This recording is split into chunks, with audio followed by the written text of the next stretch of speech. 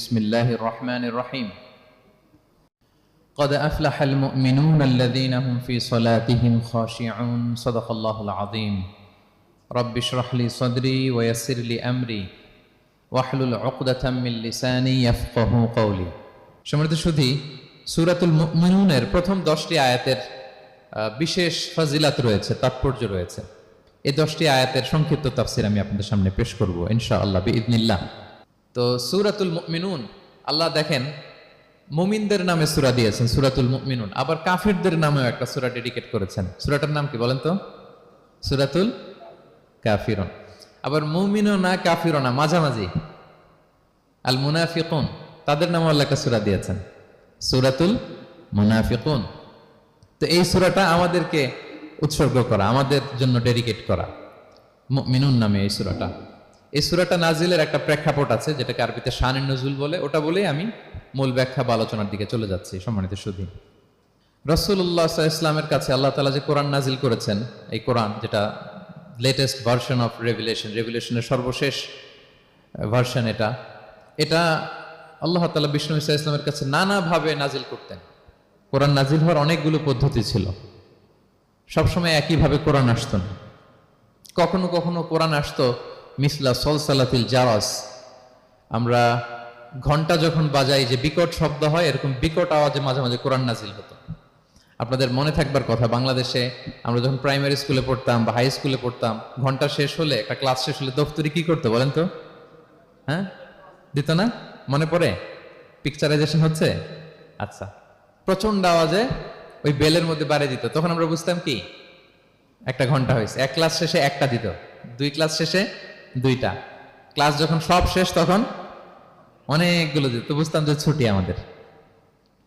এরকম ringing bell যদি বাজানো হয়, ঘন্টা বাজানো হয়, এটার যেরকম বিকট শব্দ, এরকম বিকট আওয়াজে মাঝে মাঝে কোরআন নাজিল হতো। রাসূল সাল্লাল্লাহু আলাইহি ওয়াসাল্লাম বলেন, এই প্রসেসে কোরআন রিসিভ করা আমার জন্য বড্ড কষ্টকর ছিল। আমাদের আয়েশা রাদিয়াল্লাহু তাআলা আনহা বলেন, প্রচন্ড শীতের রাতে আমরা কাঁপতাম শীতে, আর বিষ্ণু সাল্লাল্লাহু আলাইহি ওয়াসাল্লাম ঘামতেন। ওয়া ইন্না জাবিনাহু লা ইয়াতাফাসসাদু আরাকান, আমরা শীতে কাঁপতাম, কম্বল জড়িয়ে রাখতাম, আর বিষ্ণুনবীর কপাল বেয়ে ঘাম ঝরতো। সুবহানাল্লাহ বিহামদি। এভাবে তিনি কষ্ট করে কোরআন রিসিভ করেছেন। এটা একটা পদ্ধতি। আরেকটা পদ্ধতি হচ্ছে মিসলা দাবিয়া সাউতিন নাহাল, মৌমাছির ভন ভন শব্দের মতো কোরআন নাজিল হতো। যখন নাজিল হতো, রাসূল সাল্লাল্লাহু আলাইহি ওয়াসাল্লামের মুখের সামনে, চেহারার সামনে মৌমাছি ভন ভন করলে যেরকম সাউন্ড, এরকম একটা সাউন্ড হতো। এটা সাহাবারা কাছাকাছি যারা থাকতেন ওনারা উইটনেস করেছেন অনেকবার। আজকের এই আলোচনাটা এটার সাথে প্রাসঙ্গিক, আমি বলবো আপনাদেরকে। 2টা পদ্ধতি গেল। আরেকটা পদ্ধতি হচ্ছে মিন ওয়ারাই হিজাব, পর্দার অন্তরাল থেকে সরাসরি আল্লাহ কথা বলতেন, রাসূল সাল্লাল্লাহু আলাইহি ওয়াসাল্লাম শুনতো। এটা কেবল একবারই হয়েছে, মেরাজের রাতে। তারপর মাঝে মাঝে ইউলকা ফি কুলুবি রাসূলিল্লাহ, আল্লাহ রাসূল সাল্লাল্লাহু আলাইহি ওয়াসাল্লামের অন্তঃকরণে আল্লাহ তাআলা ঢেলে দিতেন ওয়াহী। আচ্ছা, আবার কখনো কখনো জিবরাইল আলাইহিস সালাম ওনার মূল আকৃতিতে ওহী নিয়ে আসতেন। ওনার যে বিসূরাতিহিল আসলিয়া, জিবরাইল আলাইহিস সালামের যে মূল সূরাত, এই সূরাতে আসতেন। এই সূরাতে রাসূল সাল্লাল্লাহু আলাইহি ওয়াসাল্লাম জিবরাইল আলাইহিস সালামকে জীবনে 2বার দেখেছিলেন। একবার ওই যে হেরা গুহার ওখানে দেখেছিলেন, আর একবার সেই সিদরাতুল মুনতাহায় মেরাজের রাতে দেখেছিলেন। 600 পাখা মেলে বিশাল আকৃতি নিয়ে পুরো দিগন্ত বিস্তৃত করে জিবরাইল আলাইহিস সালাম নেমে আসতেন। 2বার এভাবে রাসূল সাল্লাল্লাহু আলাইহি ওয়াসাল্লাম দেখেছিলেন। এভাবে কোরআন নাজিল হতো। আবার কখনো কখনো রাসূল সাল্লাল্লাহু আলাইহি ওয়াসাল্লাম এই যে হিউম্যান শেপে, মানুষের আকৃতিতে আসতেন, দেখতে মানুষের মতো লাগতো। মানুষের আকৃতিতে জিবরাইল আলাইহিস সালাম এসে কোরআন পৌঁছে দিয়ে যেতেন।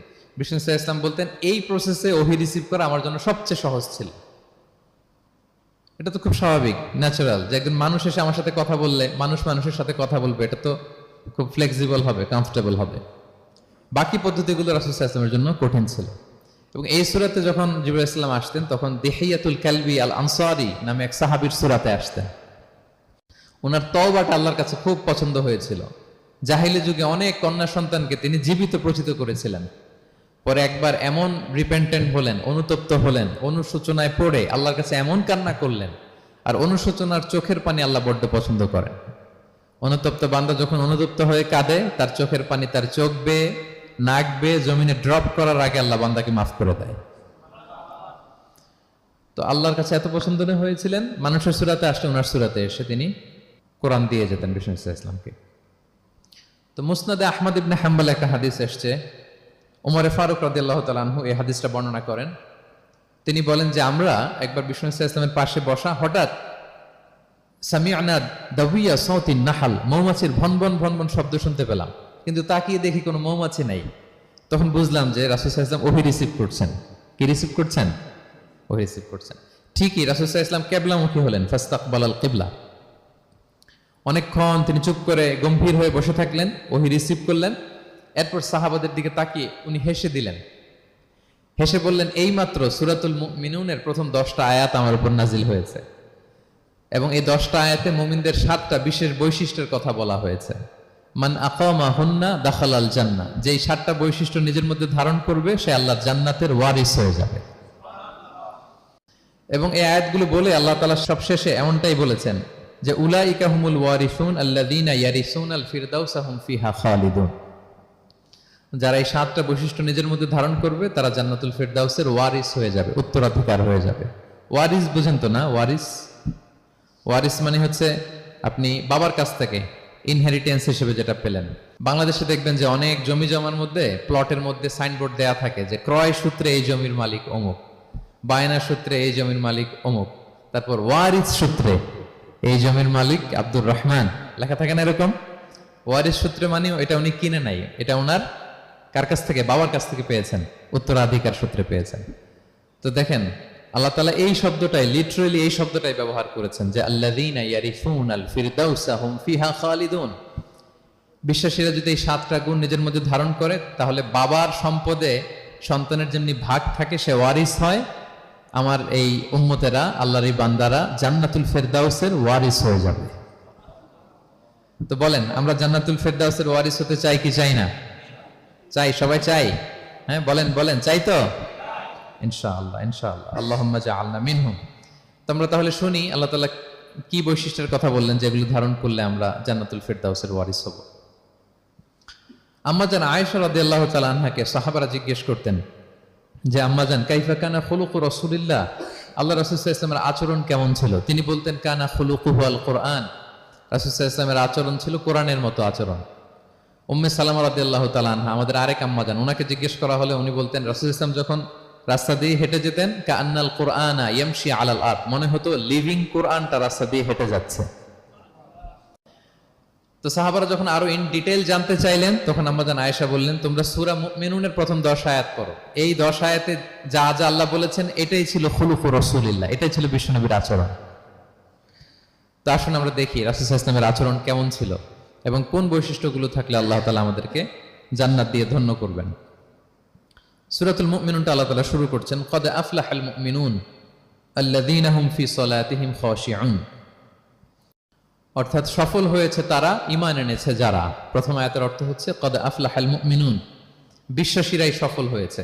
আল্লাহ তাআলা সফলতার মানদণ্ড এখানে ফিক্স করেছেন, ক্রাইটেরিয়া ফিক্স করেছেন ঈমান, বিশ্বাস, যেটা সবচাইতে দামি। সবচাইতে দামি কি? ঈমান, সবার উপরে ঈমান। এজন্য যারা ঈমান এনেছে আল্লাহর উপর, যারা বিশ্বাস স্থাপন করেছে তারাই সফল হয়েছে। তো এই বিশ্বাসীদের কিছু গুণাবলী থাকতে হবে, কিছু ফিচার থাকতে হবে, তবেই তারা জান্নাতের ওয়ারিস হবে। সেগুলো কি আল্লাহ শুরু করছেন। আল্লাহ বললেন প্রথম বৈশিষ্ট্য হচ্ছে আল্লাযীনা হুম ফি সালাতিহিম খাশিউন। 7টা বৈশিষ্ট্যের প্রথমটা বলতেছি, যারা সফল হয়েছে বিশ্বাসীরা, ওই বিশ্বাসীরা যারা তাদের সালাতে বিনয়াবনত থাকে, বিনম্র থাকে। সালাত যখন আদায় করে তারা খুশু খুদুর সাথে সালাত আদায় করে, এটা হচ্ছে প্রথম বৈশিষ্ট্য। বিনয়ের সাথে। খুশু খুদু মানে হচ্ছে অন্তরের একাগ্রতা এবং অঙ্গ প্রত্যঙ্গের একাগ্রতা। খুব সহজে আপনার অন্তরটাও থাকবে, এখানে আল্লাহর ভয় থাকবে, একাগ্র চিত্তে আপনি আল্লাহকে স্মরণ করবেন, আবার অঙ্গ প্রত্যঙ্গগুলো ঠিক থাকবে, এগুলো নড়াচড়া করবে না। আমরা অনেকে সালাতে দাঁড়ালে খুব বেশি নড়াচড়া করি, সালাতে কিন্তু খুব বেশি মুভমেন্ট করা যায় না, এটা নিষেধ। খুব জরুরি প্রয়োজন ছাড়া মুভমেন্ট করা নিষেধ।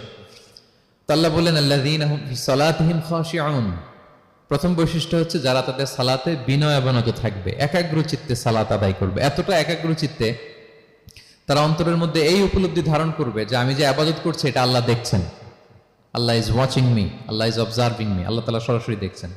এবং রাসূল সাল্লাল্লাহু আলাইহি ওয়াসাল্লাম এটাই বলেছেন যে আনতা আবুদাল্লাহা কাআন্নাকা তারাহু ফাইন লাম তাকুন তারাহু ফাইন্নাহু ইয়ারাক, এমন ভাবে ইবাদত করো মনে করো যে তুমি আল্লাহকে দেখছো।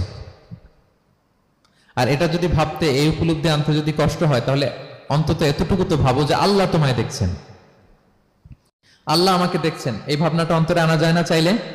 চাইলেই আনা যায়। আমরা যেন এই উপলব্ধিটা নিজেদের মধ্যে, রিয়েলাইজেশনটা বিল্ড আপ করার চেষ্টা করি যে আমি যে মুসল্লায় দাঁড়ালাম, এই যে আমি কিয়ামুল লাইল করতেছি, এই যে তারাবিতে আমি বিশ্বকাপ পড়তেছি লম্বা সময় ধরে, আল্লাহ কিন্তু দেখছেন।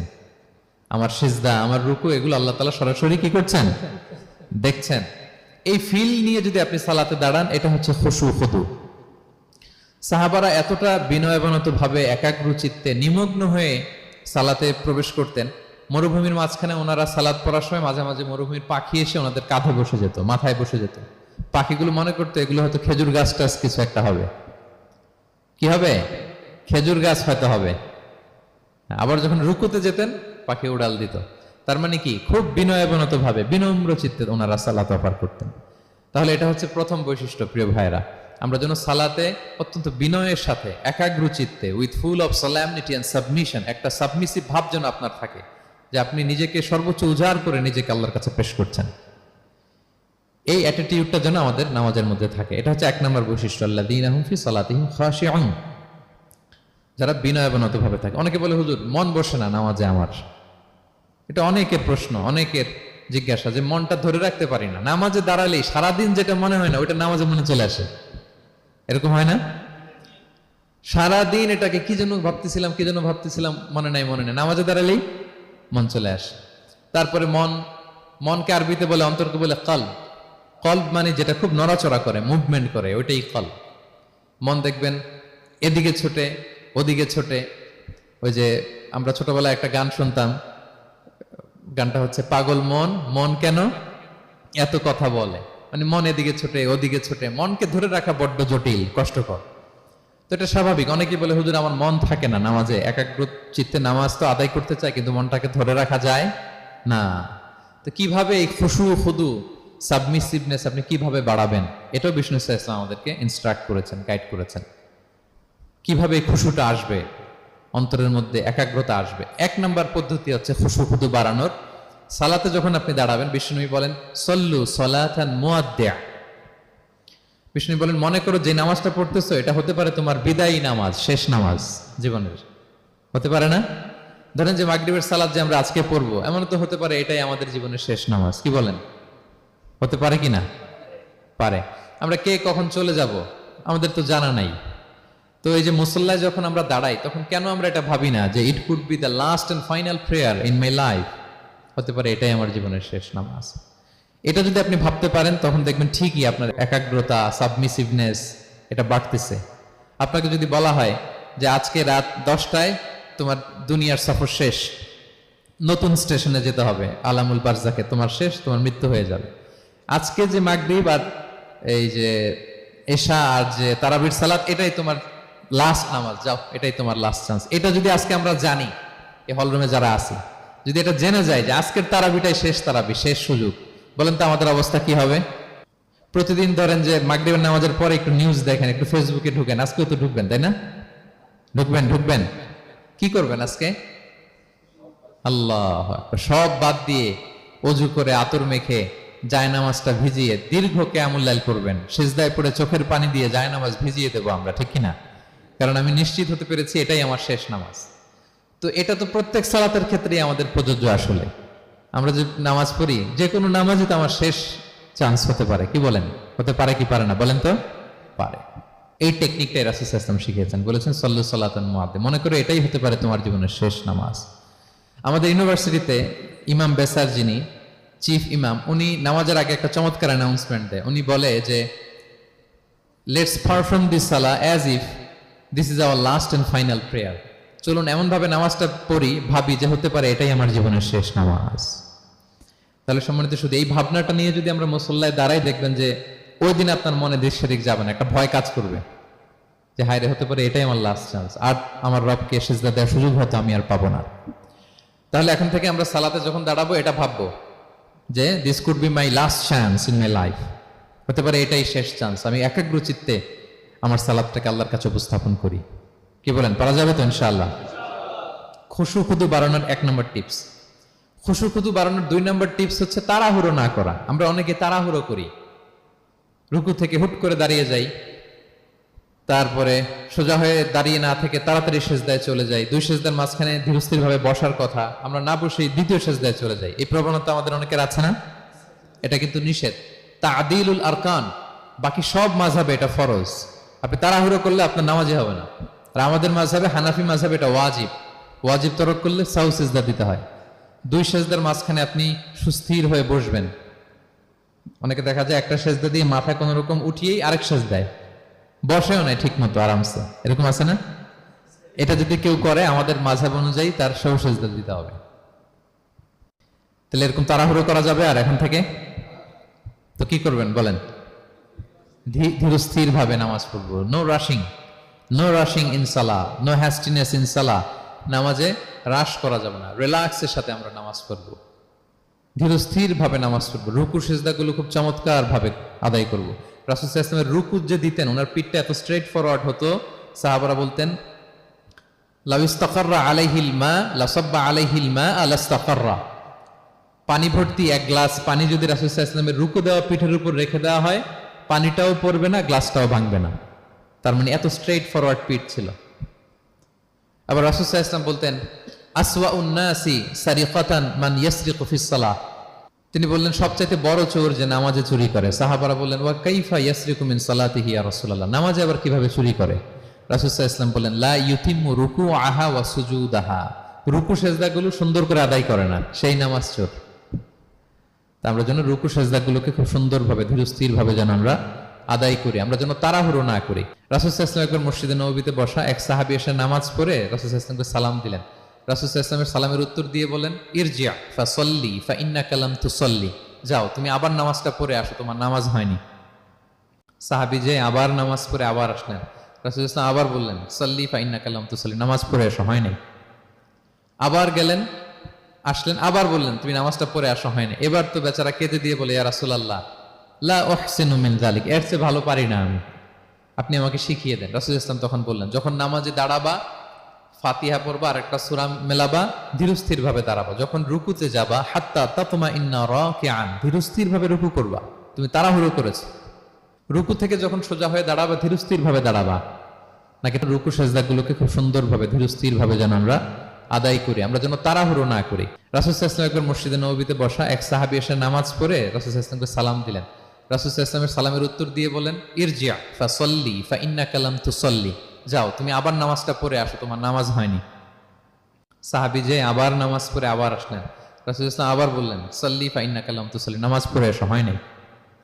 আবার গেলেন, আসলেন, আবার বললেন তুমি নামাজটা পড়ে আসো, হয়নি। এবার তো বেচারা কেঁদে দিয়ে বলে ইয়া রাসূলুল্লাহ লা উহসিনু মিন যালিক, এর চেয়ে ভালো পারি না আমি, আপনি আমাকে শিখিয়ে দেন। রাসূল সাল্লাল্লাহু আলাইহি ওয়াসাল্লাম তখন বললেন যখন নামাজে দাঁড়াবা ফাতিহা পড়বা আর একটা সূরা মেলাবা, ধীরস্থির ভাবে দাঁড়াবা। যখন রুকুতে যাবা হাত্তা তাতমাইন্না রাকিআন, ধীরস্থির ভাবে রুকু করবা, তুমি তাড়াহুড়ো করেছো। রুকু থেকে যখন সোজা হয়ে দাঁড়াবা ধীরস্থির ভাবে দাঁড়াবা, নাকি তাড়াহুড়ো করবেন? ধীরস্থির ভাবে দাঁড়াবেন, কয়েক সেকেন্ড দাঁড়াবেন, তাসবিহ পড়বেন, এরপরে সিজদায় যাবেন। যখন সিজদায় যাবা হাত্তা তাতমাইন্না সাজিদান, রিল্যাক্স। সালাতের মধ্যে কিভাবে থাকতে হবে? উইথ রিল্যাক্সেশন, রিল্যাক্সের সাথে তুমি সিজদা দিবা। দুই সিজদার মাঝখানে বসে আবার রিল্যাক্স, আবার তুমি ধীরস্থির ভাবে বসবা। এইভাবে পুরো সালাতটা প্রত্যেকটা রাকাত তুমি এভাবে আদায় করবে। তার মানে সালাতে তাড়াহুড়ো করতে বিষ্ণু ইসলাম নিষেধ করেছেন। এমনকি অনেক সময় আমরা রুকু পাবো না বলে দৌড়ে যে সালাতে অংশগ্রহণ করি, এটাও নিষেধ করেছেন। আমরা অনেক সময় এরকম করি না? মাগরিবের নামাজে রুজু করতেছি, ইমাম সাহেব ওয়াদ-দুহা ওয়াল-লাইলি ইযা সাজা, এই সূরাটা তো মুখস্থ, তো টের পাচ্ছি যে আমি এখন মুখ ধুইতেছি আর সূরা দোহা তো শেষ হয়ে যাবে, কোন রকম ওযু করে দৌড়ে যে অংশগ্রহণ করে যাতে রাকাতটা পায়, এটা নিষেধ করেছেন বিষ্ণু ইসলাম। এটা করবেন না। আপনি ধীরস্থির ভাবে ওযু করবেন, ধীরস্থির ভাবে যাবেন, তাড়াহুড়ো করবেন না। আপনি কার সামনে যাচ্ছেন? মালিকুল আমলাক, রাজা ধীরাজ, আরশের অধিপতি। আপনি তাড়াহুড়ো করে গেলে তো আপনি হাঁপাতে হাঁপাতে অস্থির হয়ে যাবেন, ব্রেথ ইন ব্রেথ আউট করতে করতে। ধীরস্থির ভাবে যাবেন, অংশগ্রহণ করবেন। রাসূল সাল্লাল্লাহু আলাইহি ওয়াসাল্লাম বলেন ইদা উকিমাতিস সালাতু ফালা তা'তুহা তাসআউন, নামাজ শুরু হয়ে গেলে দৌড়ে দৌড়ে যে অংশগ্রহণ করবে না। আলাইকুম বিসাকিনা, ধীরস্থির ভাবে যে অংশগ্রহণ করবে। ফামা আদরাকতুম ফাসাল্লু, ধীরস্থির ভাবে যে যতটুকু পাও অতটুকুই পড়ো। ওমা ফাতাকুম ফাআতিমু, যেটা ছুটে যায় নিজে পরে দাঁড়িয়ে আদায় করে নাও। সুবহানাল্লাহ বিহামদি, কত সহজ করে দিয়েছেন। তাহলে সালাতে তাড়াহুড়ো করা যাবে? প্রিয় ভাইরা বলেন তো, তাড়াহুড়ো করা যাবে আর আজকে থেকে? না, আমরা তাড়াহুড়ো করবো না, আমরা ধীরস্থির ভাবে যে সালাতে অংশগ্রহণ করব, তাহলে আপনার খুশু খুদু বাড়বে। দুইটা টিপস গেল। 3 নাম্বার হচ্ছে জামাতে সালাত আদায় করতে হবে, তাহলে আপনার একাগ্রতা বাড়বে। সলাতুল জামাআতি তাফদুলু সলাতাল ফাযি বি 27 দারাজা। একাকী নামাজ পড়লে যে সওয়াব, জামাতে পড়লে 27 গুণ বেশি সওয়াব। জামাতে পড়বেন। রাসূল সাল্লাল্লাহু আলাইহি ওয়াসাল্লাম সবসময় জামাতে সালাত পড়তেন। ইন্তেকালের আগেও এই সালাতের ব্যাপারে তিনি আমাদেরকে ওসিয়ত করেছেন, বলেছেন আসসালাতু আসসালাত ওয়া মা মালাকাত আইমানুকুম। ইন্তেকালের আগ মুহূর্ত, এখনই রূহ কবজ হবে, এর আগে উনি কি বলেছেন? সালাত, উম্মতেরা সালাত, নামাজ, নামাজ যেন নষ্ট না হয়। উমর ফারুক রাদিয়াল্লাহু তাআলা আনহুর সময়ে একজন অগ্নি উপাসক ছিল, তার নাম আবু লুলু আল মাজুসি। উনি মুগীরা ইবনে শুআবা রাদিয়াল্লাহু তাআলা আনহু নামে এক সাহাবীর দাস ছিলেন, মুকাতাব দাস। কন্ট্রাক্ট ছিল যে এত টাকা দিলে তাকে আজাদ করা হবে। তো এই অগ্নি উপাসক মাজুসি এসে ওমর ফারুককে বলে, খলিফাতুল মুসলিমিন, আমার মালিক সাহাবী মুগীরা আমার কাছে প্রতিদিন অনেক টাকা চার্জ করে। উনি বললেন, তাই নাকি? কত চার্জ করে? বলে যে এত চার্জ করে। তো বলতেছে, আচ্ছা তুমি তাহলে কি কাজ করো, কি কাজ জানো? বলে যে আমি খঞ্জর বানাতে জানি, ছুরি, ছোট ছুরি আর কি। বলতেছে, ওরে আল্লাহ, যারা খঞ্জর বানাতে জানে তারা তো অনেক টাকা মেক করে, সেই হিসাবে তো মুগীরা বেশি চার্জ করে না, অল্পই চার্জ করছে। সে ইনসাফপূর্ণ চার্জই করেছে, কিন্তু এই আবু লুলু আল মাজুসির এই কথাটা পছন্দ হয় না, সে রাগান্বিত হয়ে গেল, হয়ে বলে, ওমর, সবার ক্ষেত্রে তুমি নরম আর আমাকে তুমি কঠিন নিয়ম শেখাও না, দাঁড়াও তোমাকে আমি দেখাচ্ছি। মনে মনে বলতেছে এটা। রেগে মেগে সে বাড়িতে এসে আজকে একটা খঞ্জর বানাইছে, 2 মুখ খঞ্জর, ওয়া মাকবাদাতুহু ফি ওয়াসাতি। এটার হ্যান্ডেলটা মিডলে, এদিকেও মাথা এদিকেও মাথা, এটা ধার করে প্রতিদিন বিষ মাখায় এটাতে। আর মনে মনে বলে, ওমর দাঁড়াও তোমাকে আজকে আমি দেখাবো। তো ওমর ফারুককে আল্লাহ তাআলা স্বপ্নে দেখিয়েছেন যে একটা লাল মোরগ ওনাকে 3টা ঠোকর মেরেছে। উনি সাহাবাদের কাছে বলেছেন যে আমি স্বপ্নে দেখেছি একটা লাল মোরগ আমাকে 3টা ঠোকর মেরেছে। তো সে খঞ্জরকে ধার দিয়ে একদিন ফজরের নামাজে, ওয়াকানু ইউসাল্লুনা বিগালাস, ওনারা খুব অন্ধকার থাকতে ফজরের নামাজ পড়তো।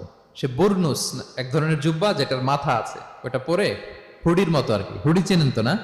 হুডির মতো একটা জুব্বা পরে সে অন্ধকারে, সে তো আসলে অমুসলিম, সাহাবাদের সাথে পিছনে দাঁড়াইছে নামাজের ভান করার জন্য, আর এই খঞ্জরটা নিয়ে গেছে সাথে। ওমর ফারুক ফজরের সালাত শুরু করলেন, প্রথম রাকাত শেষ করলেন, দ্বিতীয় রাকাতের জন্য যখন দাঁড়াইছেন তখনই সে প্ল্যান মাফিক খঞ্জর বের করে ওমর ফারুকের পেটের মধ্যে 3 বার স্টেবিং করলেন, আঘাত করলেন। করার সাথে সাথে ওমর ফারুক উল্টে পড়ে গেলেন আর বললেন, কাতালানি আল কালব, কোন এক কুকুর আমাকে আঘাত করেছে। তো সাহাবার ওমর ফারুককে ধরলেন, আর এই অগ্নি উপাসক এই খঞ্জর নিয়ে কাতারের মাঝখান দিয়ে 2 দিকে খঞ্জর চালাতে চালাতে যাচ্ছিলেন। যে সাহাবাই ধরে সেই আঘাতপ্রাপ্ত হয়ে ওখানে 7 থেকে 10 জন স্পট ডেথ, জায়গায় মারা গেছে। পরে এক সাহাবী নিজের জামা খুলে তার গায়ে ছুঁড়ে মারছে, তখন সে ওইটাতে পেঁচিয়ে পড়ে গেছে। যখন বুঝে গেছে যে আমাকে ধরে ফেলবে, সে সুইসাইড করে ফেলছে, নিজেকে নিজে মেরে ফেলছে। তো ওমর ফারুক তো বেহুশ, ওনাকে নিয়ে যাওয়া হলো, পিছন থেকে একজন নামাজের ইমামতি করলেন। তো ওমর ফারুক রাদিয়াল্লাহু তাআলা আনহু হুশ ফিরে পেলেন।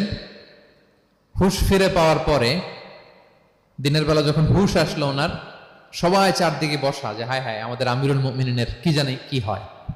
হুশ ফিরার পরে ওনার মুখের প্রথম কথাটা ছিল আসাল্লান নাস, মানে আমার নেতৃত্বে যে ফজরের সালাতটা শুরু হয়েছিল এটা কি ঠিকঠাক শেষ হয়েছিল?